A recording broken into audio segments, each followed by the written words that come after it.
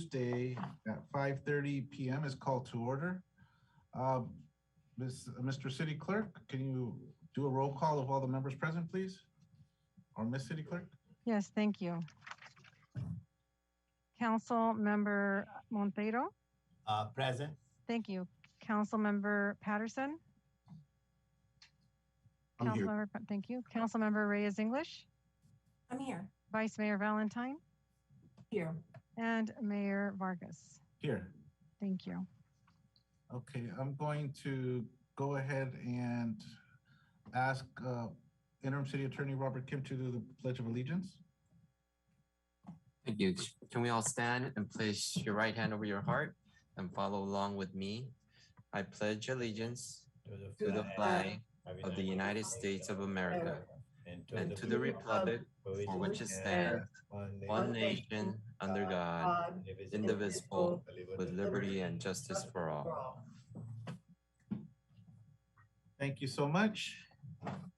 I'm going to open up the meeting to oral communications. Do we have any communications from the public? We do not have any oral communications or written communications that have come in. However, prior to closing the public comment component, you need to wait 30 seconds to allow folks to call in should they need to, as there is a 30-second lag between Zoom and real time. Oh, okay, I got you. So just starting now? Yes. Okay, I understand what you mean. Go ahead. Okay, so we'll wait to see if anybody calls.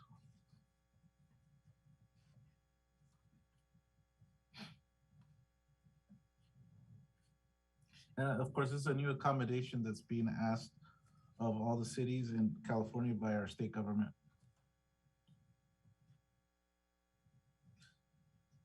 And Mr. City Attorney, Interim City Attorney, and Yes. if we do have this as a discussion, right? We do, during the regular meeting, we will take up a vote for two specific findings that's required under 8361. Okay, thank you. So that's 30 seconds. Oral communication is closed, so ordered. So we now have a presentation for the 2021 to 2029 housing element. Go ahead, Interim City Planning Director.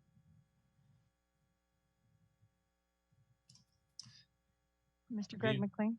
Yes, good evening, Council and Mr. Mayor. It's good to be back. Some familiar faces I see.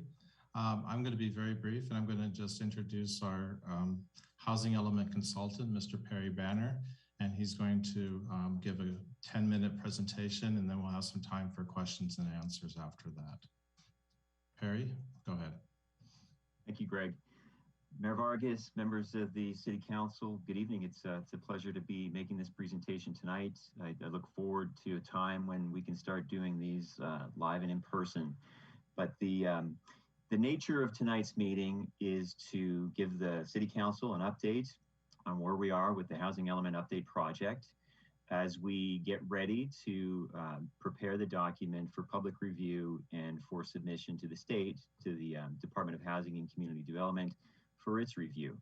So I think what I'm going to do is share my screen. I should be all set up, and I'm going to launch into this PowerPoint presentation for the City Council.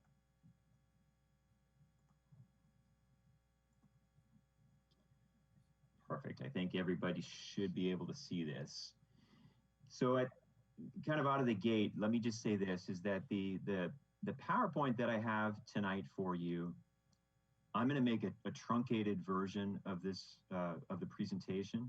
There's more slides in the PowerPoint that I'm going to specifically land on and address.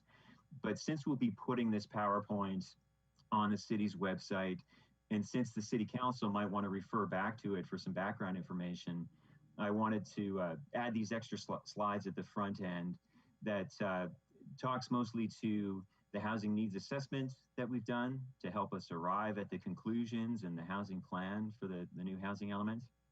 And so like I say, I will land on a couple of slides, but mostly what I want to do tonight is get to sort of the meat of the discussion, which is how the city can meet its RHNA allocation. What is our strategy for doing so? So let me just begin.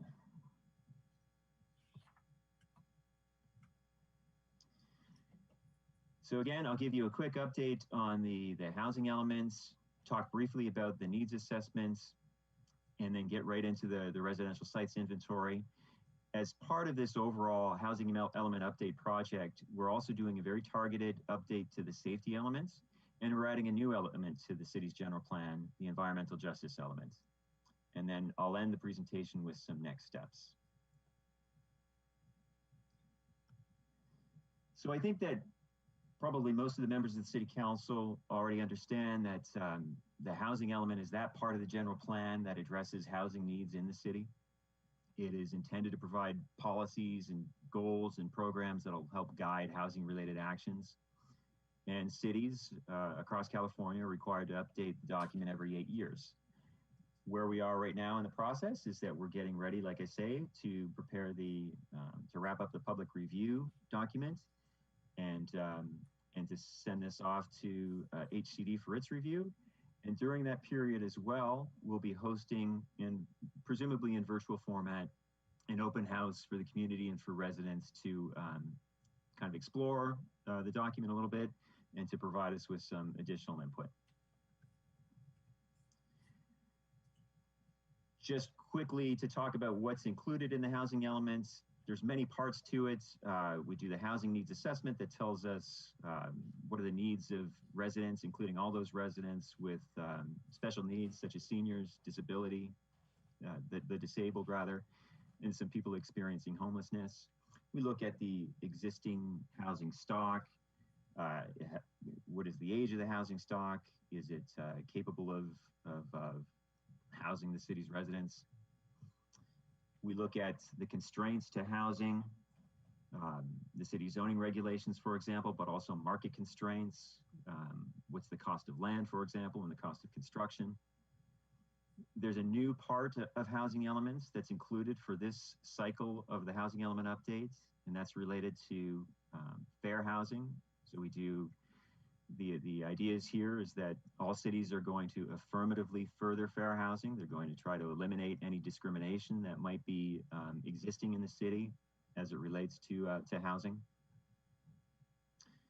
We'll assess the resources that the city has available to it. Those resources include funding sources, but also the land that's available in the city to accommodate housing development. Finally, we'll come up with the housing plan, which will identify the goals, policies, and housing programs that'll take us through the next 8-year period. And what the housing element must do is ensure that there's adequate land to meet the housing needs of Hawthorne. It must provide programs that'll facilitate affordable housing development. It must mitigate government constraints on the development of housing. And finally, it'll promote equal access to housing. I had already indicated what the overall project entails, but to sort of prime the City Council, you should expect to see this document during its adoption hearings in January, when we intend to bring it to the Planning Commission and to the City Council. As far as the housing needs assessment is concerned, these are the background slides that I talked about. I won't spend too much time here, but just know that, of course, the population has increased in the city. The city is actually leans towards the younger side, median age of 33.4 years. The good news is that real income for the city has increased, but there's still a number of people in the city experiencing poverty. The housing stock is, of course, getting older, and it mostly consists of multifamily housing.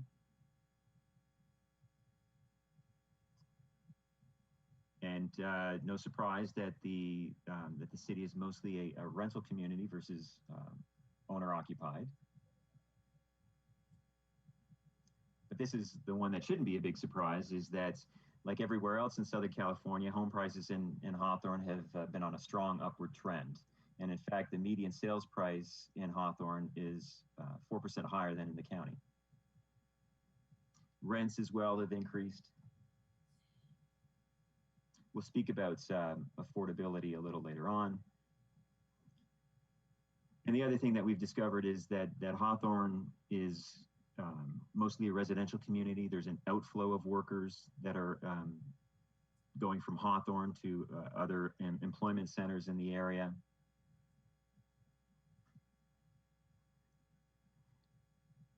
I'll talk a little bit about the RHNA allocation, and that'll set us up for the conversation that I really wanted to have.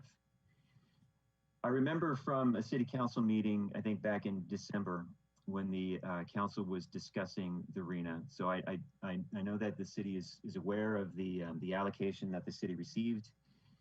And for any city council member that might not have an understanding of what the regional housing needs allocation is, this is, as determined by both the state and SCAG, what the city's fair share of housing needs over the planning period 2021 through 2029 is. The city of Hawthorne has been allocated a RHNA of 1,734 units. That number gets split between the 4 income groups: very low, low, moderate, and above moderate. And what the city needs to do is to carve out a plan in its housing element to accommodate those housing units. And that all is meant to set us up for this discussion. How do we meet this RHNA? What the city needs to do through its housing element is demonstrate that there's enough land that's available, and we demonstrate this through the city's land use policies and through zoning rather, that there's sufficient land available to meet the regional housing needs allocation. Now, this doesn't mean that the city is obligated in any way to actually make construction occur during the planning period, but what we need to do is set the table, if you will, to ensure that the market can produce the units that are required. So how do we go about meeting our RHNA obligation of just over 1,700 units? And let me preface it by saying this, is that this particular housing element cycle across the board, every jurisdiction got an increase of anywhere from 3 times larger to 4 times larger what they had experienced over the past couple of housing element cycles. So Hawthorne is no different in that regard. Other jurisdictions were hit a little harder than Hawthorne, for example, and I'll use Gardena, neighboring Gardena as the example. I think they have something in the neighborhood of 5,000 plus units that they need to accommodate.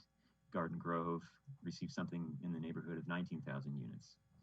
That is to say that the 1,700 units that Hawthorne needs to accommodate is a drop in the bucket. It's not, but relatively speaking, Hawthorne did okay.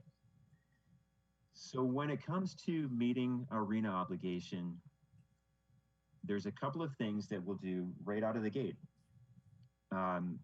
What housing element law allows the city to do is first to take some credit for projects that are under construction, that have been constructed but haven't yet received their certificates of occupancy, or that have permits issued. So all those units can get credited towards our RHNA of 1,700 units. We also look at other projects that might be in the pipeline, projects that might have been submitted to planning before June 30th, 2021, and that are getting ready to go to the Planning Commission. And then we look at the potential sites. What vacant sites that are residentially zoned or maybe zoned for mixed uses are there available in the city? What sites are underutilized that could be redeveloped? I think that everyone will recognize that as a built-out city, Hawthorne doesn't exactly have an overabundance of vacant sites, so we lean mostly towards these underutilized sites to accommodate the RHNA. The other thing that'll be new for this housing element cycle is the ability to count accessory dwelling units towards our RHNA. And I'll get into some details shortly as to how we make that calculation. So then we have to ask ourselves this question about, do we have enough capacity from all these measures, all these projects that might be in the pipeline, and all these existing vacant and underutilized residential and mixed-use sites? Well, let's just have a quick look at the credits towards our RHNA then. So as I let me just ask, I think the end of my table is getting trimmed off. Should I maybe take this off full screen so everyone can see those numbers? Is everyone okay? I think we can see them. Yeah. Yeah, okay, perfect. Then I think it might just be me. Okay, perfect. So as far as the arena is concerned, the top row shows the arena that we've been allocated and how it's split between the various income groups. We look at the projects that are under construction right now. I'll use Millennium South Bay as the example, and we're actually getting a fairly nice credit of 230 units from Millennium South Bay. And there's a couple of other projects that are under construction right now as well. So we get a credit of 330 units for those projects. There's sort of a smattering of projects that have been entitled that are not yet under construction. They total 30 units. There's no other units in the pipeline at the moment, no other projects in planning that we can take credit for. But we can take credit for this ADU projection. And let me just quickly explain how this one works.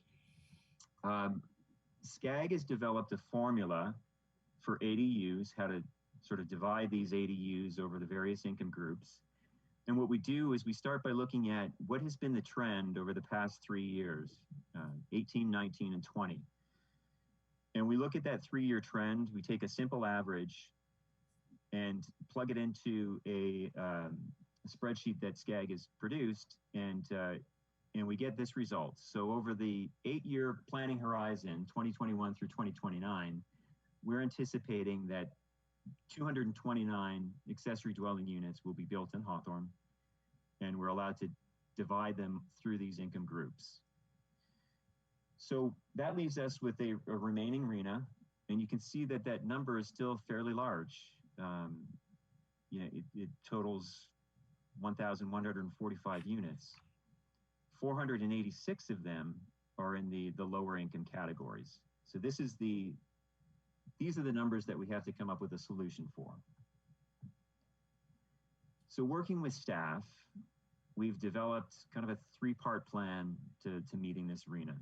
And it involves these 3 things. We're going to look at all those existing vacant and underutilized residential and mixed use sites in the city. And the city does have a number of mixed use zones that we can look at. The second part of the plan involves our recommendation for a small increase in permitted density in the downtown Hawthorne specific plan mixed use district, which I'll explain shortly. And the third part of this solution involves a new housing overlay.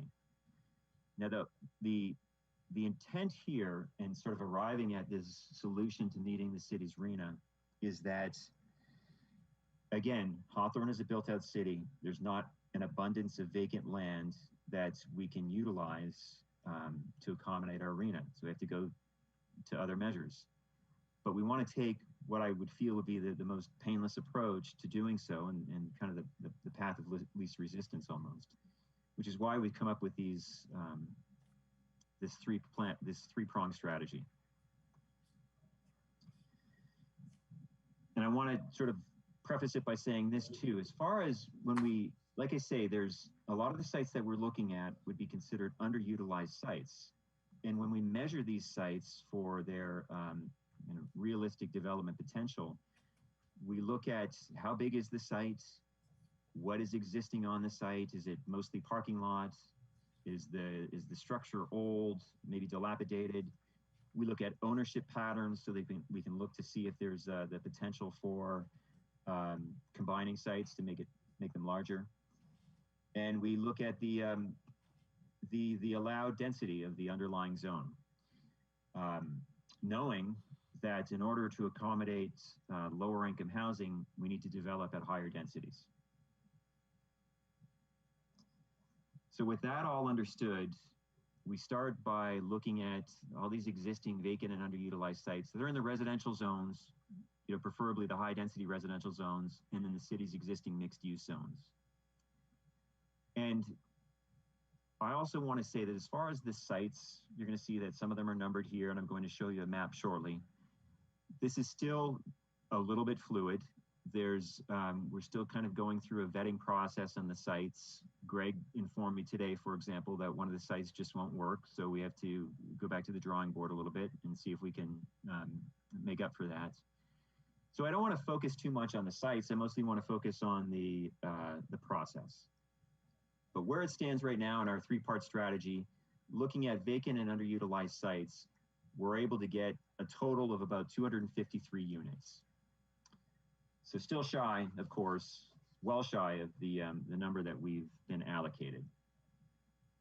So that, and when we look, let me just say that when we look at these vacant and underutilized sites in the city, we look like for sites that are not as dense as the surrounding neighborhood, that have the potential to sort of to increase density and more units. We look at what's existing on the site. Is there, a three-story structure versus surface parking? And that's how we ultimately land on the sites that are most suitable for our housing sites inventory. For this reason, it has become increasingly more difficult to satisfy HCD, Department of Housing and Community Development, with our sites inventory. And for this particular cycle, HCD is going to be really scrutinizing the sites that we present to them. And so, like I say, when we're looking for sites, we're looking for sites that are underutilized, that are large enough to accommodate high density residential development. We take all these into account. So we can't just randomly, or not randomly, but arbitrarily throw cast a big net on one of the streets and say that all these sites will be used towards our arena. We have to go site by site and show and demonstrate that this particular site has realistic potential to develop over the next 8-year cycle. So that takes us to the second part of this plan, which is related to the mixed-use district of the Hawthorne Boulevard specific plan. And what I need to say here is that the city adopted the specific plan, I think in 2016, created this new mixed-use district, opened up capacity for residential development. The constraint that we have in the mixed-use district is that the mixed-use development is governed by the underlying mixed commercial zone. And the mixed-use commercial zone, or the mixed commercial zone rather, only allows a density of 24 dwelling units to the acre. Now, in order for any of these sites that we choose to be credited towards the lower income arena sites, they need to be able to develop at a density of at least 30 dwelling units to the acre. That's the threshold number that an affordable housing developer can pencil out a project. So the second part of our plan is to make a small increase in the permitted density in the mixed-use district of the Hawthorne Boulevard specific plan, from 24 units to the acre to 30 units to the acre. And this will allow us to not only help accommodate to meet the RHNA, but also allow us to count those units towards the lower income portion of our RHNA. And with that, we've calculated that there's capacity there for an additional 709 units if they can develop at 30 dwelling units per acre. And this is across all income groups. Sir, we're crossing into our general meeting time, so if yes, I'm going to wrap up, sir, right now. So let me just quickly get to this. I'll skip this slide here, and I'm just going to go right to the third portion of our plan, and that is for the new housing overlay. I'll back up here just quickly. Looking at the vacant and underutilized sites, the mixed-use sites, we still have a shortfall. We're still short 183 units to meet our RHNA. So we need a third part of this plan, and that is to create a housing overlay. Now, what the housing overlay would allow us to do is to create extra provisions on top of an existing base zone. So the property would still be able to develop, for example, as its underlying permitted uses like commercial, but there would also be the possibility for it to develop at with residential uses. So we've looked at a few different areas in the city, on Inglewood, on Prairie, on Crenshaw Boulevard and Rosecrans. And we've determined that by applying this overlay to some select sites, we can get additional capacity. We can get up to 338 units if developed at 30 dwelling units per acre. And that's the number that gets us across to meeting our RHNA.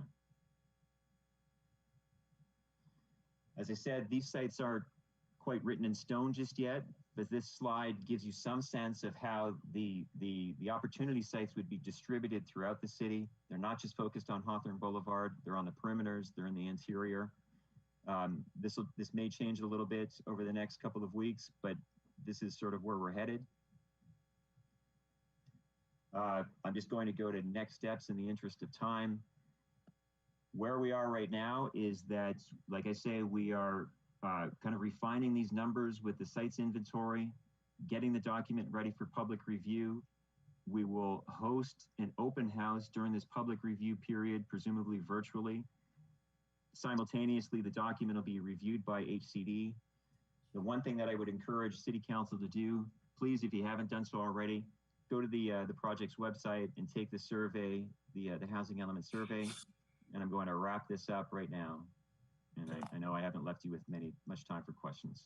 Can you please have that email to the city council, please? The presentation, so we can look at it a little bit more carefully, please?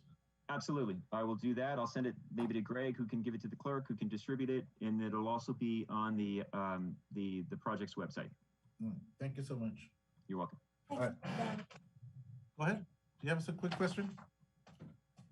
No, I just wanted to say thank you. I know it was a quick presentation. We have to jump into our next council meeting, but you provided a lot of information. I did take notes, but I will direct those to yourself and our planning director, and we'll get those at the next council meeting or whatnot if there's any other amendments or anything that needs to be done. Thank Absolutely. And I think we need to, I think as a city council, this is just too critical here. I mean, the October 15th deadline is just right around the corner.